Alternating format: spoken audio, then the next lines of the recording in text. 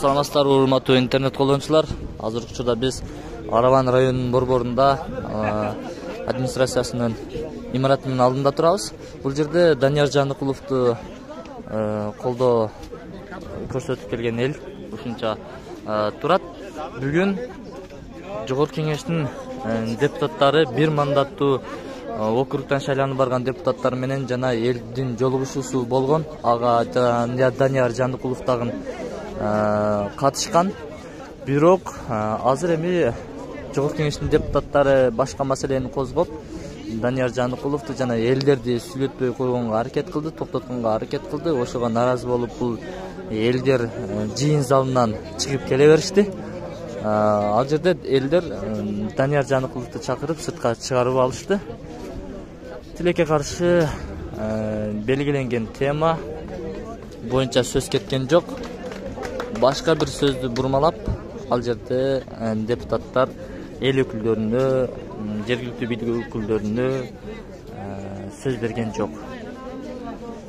Уландысыны бүгүн кечинде көрө аласыздар. Карап туруңуздар. Азыр элдин бардыгы Данияр Жандыкуловду бул район администрациясынын имаратынын алдында ушинтип курчап турат.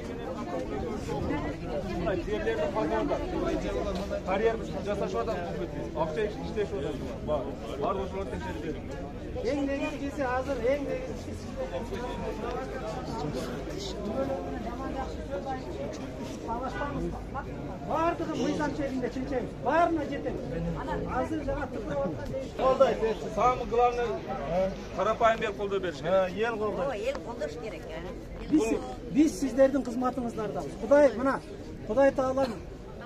Құдай Таалам тынчтыгын, ден соолугун берсе, ушул ордолуу, берекелүү, касиеттүү ошту эң алдыңкы аймакка чыгарганда башыбыз менен жер казып иштеп беребиз. Биз ошого келдик. Сиздер колдоп туруңуздар болду. Болгону провокация калтырып, бир мушташ башкага кошулбаңыздар, эч кимге. Siz aytқан мыйзамды колдонуп ап түшпөдүк. Азыр прокуратура Данияр, бизде бир маселе бар. Араван районуна карай, мынау Кеңсай массивинен жер алганбыз. 4-5 балабызга жер алдык, бирок суу жок, свет нормалий эмес. Эл деген кыйналып эле жашайт. Дагы эле баягы бейбечара кыйналабыз.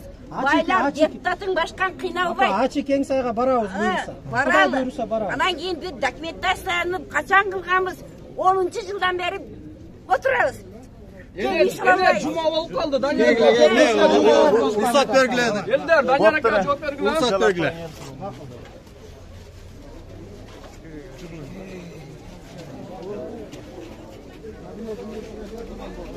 Ya yapacaksın.